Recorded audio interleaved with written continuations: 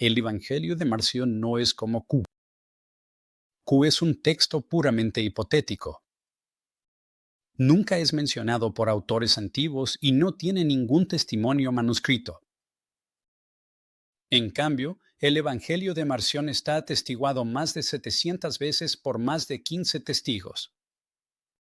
Estos testigos, todos ellos hostiles, a veces citan las palabras exactas de su texto y señalan diferencias clave con el Evangelio. Según Lucas, existen reglas para reconstruir de manera confiable el Evangelio de Marción, y es importante que los lectores comprendan estas reglas, ya que, con una posible excepción, no sobrevive ni un solo manuscrito del Evangelio de Marción. En este video, asumiré la postura de que no es seguro usar lecturas de las escrituras católicas por sí solas para reconstruir los huecos en el texto de Marción. Las versiones católicas del Nuevo Testamento, incluso el testimonio distintivo del Códice Beza, no son testigos del texto de Marción. En el mejor de los casos, solo pueden servir para corroborar los testimonios principales del Evangelio de Marción. Soy el Dr. David Lipa, y en este canal exploramos temas del mundo grecorromano, el cristianismo primitivo y los estudios gnósticos. Es un placer para mí ofrecer contenido gratuito. Para lograrlo, dependo completamente de su apoyo. Así que por favor considera apoyarme en Patreon, haciendo una donación única o tomando alguno de mis muchos cursos, como Introducción a Marción, la Hermética y Refechando los Evangelios. Eventualmente, todos mis cursos estarán disponibles para ti en una sola suscripción llamada la Academia Gnosis, y ser parte de esta academia incluye una reunión mensual conmigo, así que únete y preséntate personalmente. Los enlaces están en la descripción.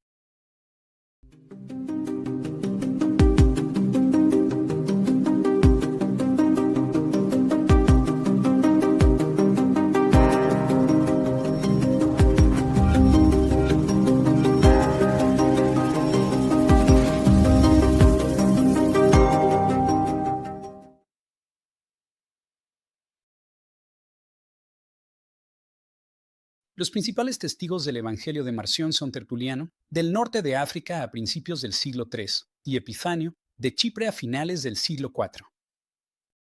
No eran estudiosos neutrales tratando de reconstruir el texto de Marción. Ellos eran apasionados apologetas en busca de formas de usar la Biblia de Marción en su contra. Reunieron pasajes que pensaban que o bien coincidían con su propia teología o se oponían a lo que creían que era la teología de Marción. Tertuliano comentó el texto de Marción de manera sistemática, pero no exhaustiva. Epifanio, por su parte, escribió un conjunto de pasajes de la Biblia de Marción. Más tarde, les añadió notas explicativas para refutar a Marción, volviendo a citar pasajes que había recopilado anteriormente. Epifanio escribía en griego, Tertuliano en latín.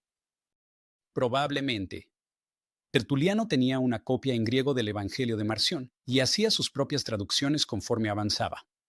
Tertuliano fue más minucioso al seleccionar pasajes para comentar, pero también dejó huecos considerables, y debido a la fatiga de escritor y al deseo de evitar repeticiones, se volvió cada vez menos detallado a medida que avanzaba. Muchas veces, simplemente se saltaba un pasaje sin hacer ningún comentario.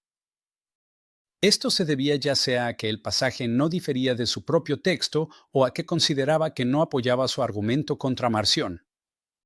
Al final, entonces, hay muchos pasajes en el texto de Marción que deben marcarse como no atestiguados. Estos son pasajes que Tertuliano, Epifanio y los demás omitieron sin informarnos si estaban o no en el texto de Marción. No son evidencia de que Marción haya omitido esos pasajes. Además, a menudo ocurre que Tertuliano parafraseaba el texto de Marción, eliminaba palabras y cambiaba el orden de las palabras y las conjunciones para adaptarlas a su propio contexto y estilo de escritura. Tertuliano tenía su propio hábito de citar, es decir, una manera peculiar de citar los textos bíblicos, algo evidente en sus otros escritos. Al igual que hoy en día, algunos hablantes de inglés recurren al lenguaje de la versión King James al citar la Biblia.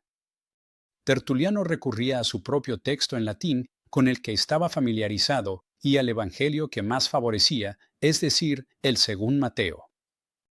En ocasiones, Tertuliano incluso reprendía a Marción por no citar pasajes de Mateo, cuando evidentemente Marción nunca tuvo la intención de hacerlo. Todos estos datos indican que, a partir de Tertuliano, aunque no se puede reconstruir con exactitud la redacción de un texto griego en particular, a menudo se puede obtener una buena idea del contenido del texto de Marción. Para ser claro, son los estudiosos modernos quienes están retraduciendo el Apín de Tertuliano al griego. En el siglo XX, la edición del Evangelio de Marción de Adolf von Harnack fue la más influyente. Ahora ha sido reemplazada por otras reconstrucciones y siguen apareciendo más reconstrucciones. El principiante con razón se pregunta, ¿por qué hay tantas reconstrucciones de las escrituras de Marción? Esta es una pregunta importante, porque la diversidad de reconstrucciones académicas podría servir de excusa para quienes prefieren no involucrarse con el texto de Marción por razones teológicas u otras.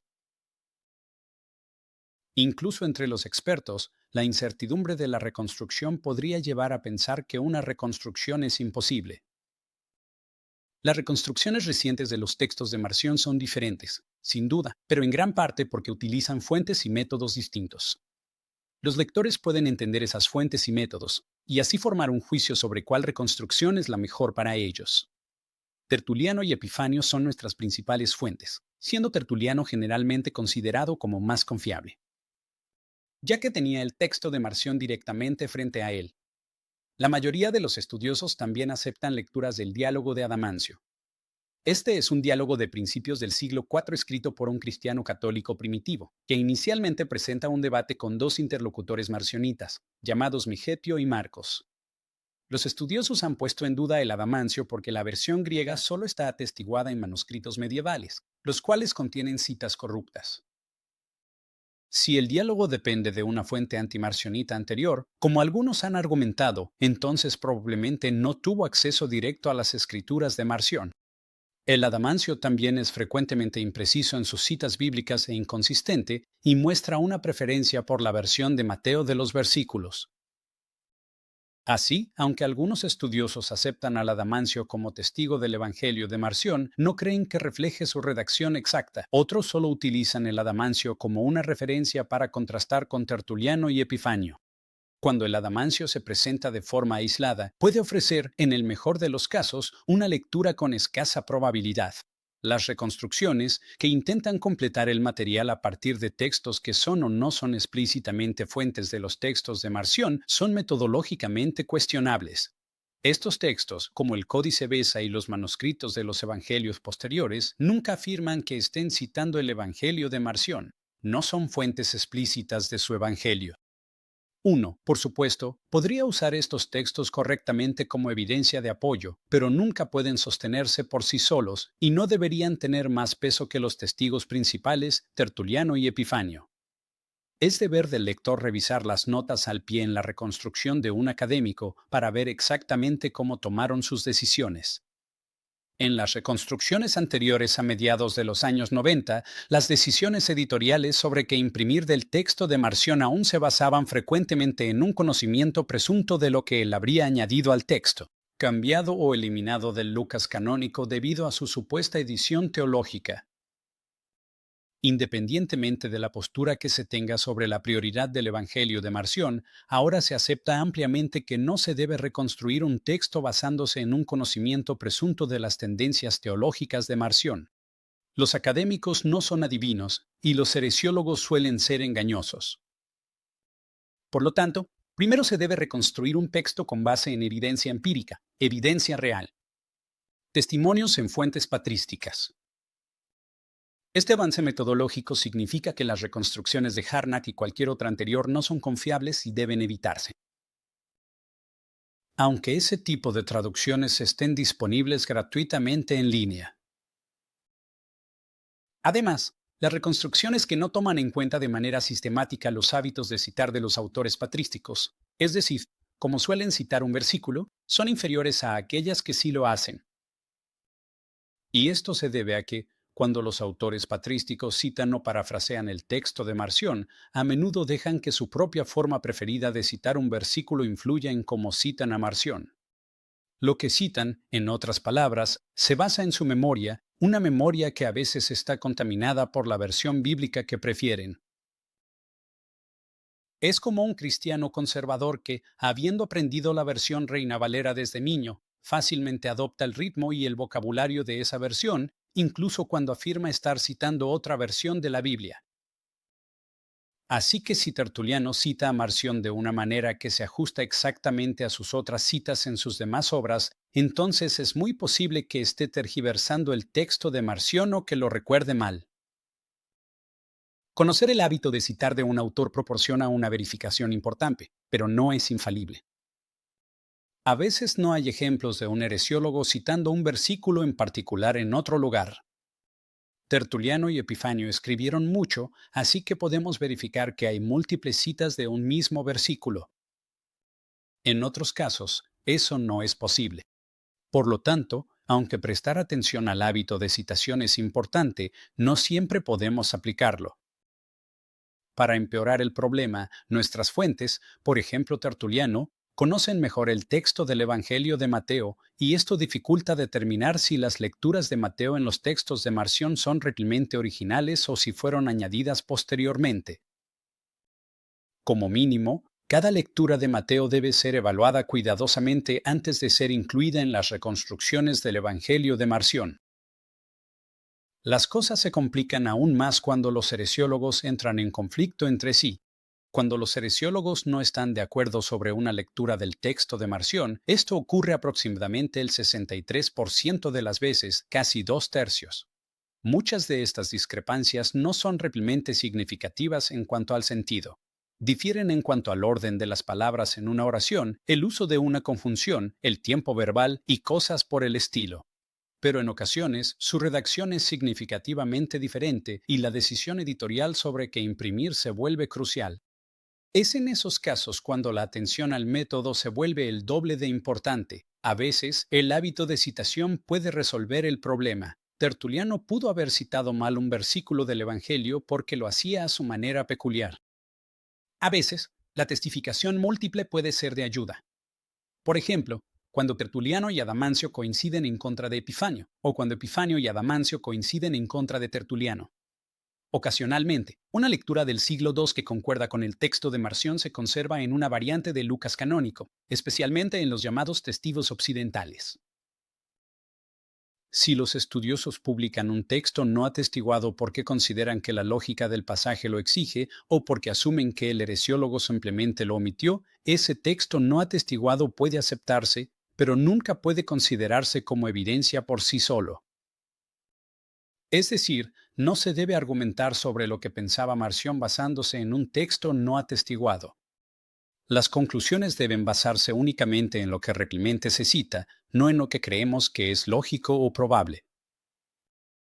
Esto significa que inevitablemente habrá huecos en las reconstrucciones del texto de Marción.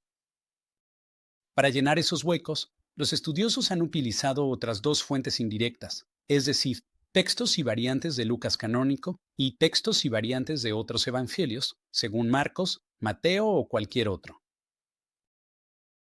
La manera en que se utilizan estas dos fuentes determina si uno es un editor minimalista o maximalista. Como ejemplo de un editor minimalista, podemos tomar a Dieter Roth. Roth utiliza principalmente los testimonios directos de Tertuliano y Epifanio. Subordina cualquier evidencia tomada del Adamancio y especialmente de los manuscritos católicos de Lucas, usándolos solo para respaldar o confirmar los testimonios directos. Un editor más maximalista es Matthias Klinghardt. Klinghardt sí da prioridad a las citas de los padres de la Iglesia, pero también está dispuesto a incluir lecturas que deriva principalmente de las variantes del Lucas canónico. Ocasionalmente, incluso permite que estas últimas variantes prevalezcan sobre los testimonios directos. Él explica su lógica de la siguiente manera. Cuando el testimonio sobre el Evangelio de Marción proveniente de los padres de la Iglesia y de las variantes manuscritas no coincide, entonces, como regla general, la versión más alejada de la redacción del texto mayoritario de Lucas representa el Evangelio marcionita. En la práctica, esto significa que Klinghardt a veces está dispuesto a completar material a partir de manuscritos canónicos de Lucas, y eso me parece problemático. Hasta donde sé, Mark Belva es el único editor que permite evidencia indirecta, no solo de manuscritos de Lucas canónico, sino también de manuscritos de otros evangelios. Esto se debe a que, según su teoría, los evangelios son como transcripciones de audio y las grabaciones de evangelios anteriores pueden escucharse en los posteriores. Efectivamente, palabras o sonidos del Evangelio de Marción fueron incorporados en las versiones iniciales y posteriores de Mateo y Juan, así como en el Lucas canónico e incluso en versiones posteriores de Marcos. Bibi utiliza métodos estilométricos y estadísticos para aislar lo que él considera que son las palabras o sonidos únicos del Evangelio de Marción que siguen existiendo en el ADN de los evangelios posteriores. Ahora bien, no estoy en posición de juzgar el análisis estilométrico de Bilby, pero voy a señalar algunos posibles problemas con este método en general. Para obtener datos del Evangelio de Marción, utiliza información de reconstrucciones precríticas del Evangelio, concretamente de Han, San y Harnack, quienes trabajaron hace más de un siglo. Esto da como resultado, en mi opinión, datos corruptos, porque estos editores generaron sus textos del Evangelio de Marción basándose en su visión de que Marción era un editor que eliminaba material según su ideología. Un segundo problema es que, al menos en la versión actual de la reconstrucción de Bilby, no ofrece explicaciones específicas sobre cómo eligió incluir palabras y frases individuales. Esto es muy diferente tanto del texto de Bedún como del de Clindark, quienes ofrecen un conjunto de notas versículo por versículo que acompañan sus traducciones y justifican sus decisiones sobre qué imprimir como texto de Marción. Un tercer problema tiene que ver con lo que podríamos llamar estética. Davy insiste en que su reconstrucción es científica, pero sus motivaciones para reconstruir dependen de una analogía con la estética. Se representa a sí mismo como alguien que está restaurando una obra de arte. La esencia de su enfoque maximalista, dice, es restaurar la mayor cantidad posible de detalle y color subyacente, para así devolver la obra de arte lo más cerca posible a su estado original. Esto significa que, para Bilby, no existe lo no atestiguado en el Evangelio de Marción. Solo existe lo presente y lo no presente. Este procedimiento es problemático, en mi opinión, porque de hecho hay huecos en el Evangelio de Marción, y creo que deberíamos reconocer estos huecos con franqueza y humildad. Científicamente, no es nuestro deber solemne llenar todos estos huecos. Además, llenar los huecos con manuscritos católicos de Lucas o de otros evangelios implica un mayor riesgo de cometer errores, porque estos no son testigos directos del Evangelio de Marción, y elegir palabras o frases que se remonten al texto de Marción se basa, en parte, en conjeturas fundamentadas y teorías sobre cómo surgió su Evangelio. En mi opinión, el objetivo de la reconstrucción académica no es llenar todos los huecos posibles en las escrituras de Marción, sino producir una reconstrucción a partir de material realmente atestiguado. Estéticamente, por supuesto, todos nosotros, incluyéndome a mí, quisiéramos leer un texto de las escrituras de Marción sin ningún hueco, y es natural preferir una narrativa continua con oraciones completas y divisiones en párrafos, pero eso simplemente no es posible aquí, dada la naturaleza de nuestras fuentes. Por lo tanto, en mi opinión, la confiabilidad prevalecerá sobre la estética en este caso, y el único texto confiable del Evangelio de Marción es aquel que está atestiguado en una fuente patrística. Por lo tanto, las reconstrucciones más seguras y acertadas son aquellas que priorizan las citas de los padres de la Iglesia como evidencia directa y confiable. La regla aquí es sencilla. Las lecturas del Evangelio de Marción con mayor grado de certeza provienen de personas que afirman citar directamente el texto de Marción. Las variantes en Lucas podrían tener su origen en una lectura marcionita, pero es casi imposible asegurarlo. ¿Por qué es así? Es así porque, al menos en mi opinión, Marción no compuso la versión más antigua del Evangelio, de la cual derivaran todos los demás evangelios a partir de su redacción. Y aunque estoy de acuerdo en que el análisis estilométrico puede ayudarnos mucho a discernir la voz auténtica del texto marcionita, la realidad es que la historia textual más temprana de los evangelios es demasiado oscura y compleja como para rastrear una fraseología directa y exacta en los manuscritos católicos, muchos de los cuales son medievales. El mejor procedimiento académico es usar el modelo de 2 pasos de Jason Bedun, que de hecho es muy similar al método de Roth. Paso 1. Examinar las fuentes patrísticas en busca de hábitos de citar, agendas teológicas y estrategias retóricas. Y al hacer esto, minimizamos la inclusión de cualquier cosa que no esté directamente atestiguada en nuestras fuentes. Paso 2. Resolver contradicciones aparentes comparando variantes conocidas en los manuscritos católicos. Las lecturas en los manuscritos católicos ciertamente pueden ayudarnos a elegir qué imprimir a partir de las fuentes patrísticas, pero comenzamos con las fuentes patrísticas y reconocemos que las lecturas en los manuscritos católicos nunca prevalecen sobre las fuentes patrísticas y no deben usarse de manera independiente a estas fuentes. Así que, en resumen, esa es mi recomendación práctica para alguien que quiera usar una reconstrucción del texto de Marción, pero no esté seguro de cuál utilizar. Bueno, como en cualquier estudio serio del texto canónico, tienes que usar múltiples versiones. Piensa en las reconstrucciones como si estuvieran en una escala que va de lo minimalista a lo maximalista. Recomiendo que comiencen su estudio con las reconstrucciones minimalistas que priorizan citas reales del texto de Marción. Aquí podemos usar a Roth y Bedún. Luego se puede proceder a revisar las reconstrucciones que imprimen lecturas basadas parcialmente en manuscritos católicos de Lucas y otros evangelios, es decir, Kleindart y Bilby.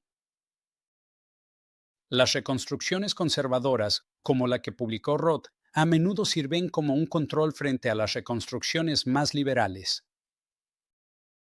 Los angloparlantes están bien servidos con la traducción que hizo Jason Bedún tanto del Evangelio como del Apóstolos de Marción en 2013. Bedún ha publicado ahora un texto griego correspondiente de las escrituras de Marción, en colaboración con Bilby. Personalmente, esta es mi fuente de referencia principal, pero aún no ha sido traducida. Y esto me lleva a un punto final. Para estudiar seriamente el texto de Marción, necesitan aprender griego. Cualquier traducción de las escrituras de Marción resulta seductora porque sugiere que hay un texto exacto y estable detrás de ella. Sin embargo, en el griego, la secuencia exacta de los verbos, sus tiempos y la elección de conjunciones a menudo no están claras y los estudiosos simplemente tienen que adivinar. La regla básica que hay que tener en mente es que siempre habrá cierto grado de fluidez e incertidumbre en cualquier reconstrucción del texto de Marción.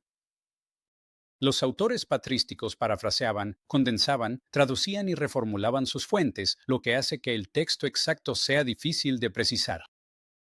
Para quienes quieran aprender griego, tengo un curso introductorio completo, además de un libro de texto que pueden usar. Ocasionalmente, también ofrezco cursos en vivo en los que analizamos un texto griego conmigo como guía. Espero que todos ustedes aprovechen esto. Como nota final, solo quiero enfatizar que todo esto es mi propia interpretación del panorama académico a inicios de 2025.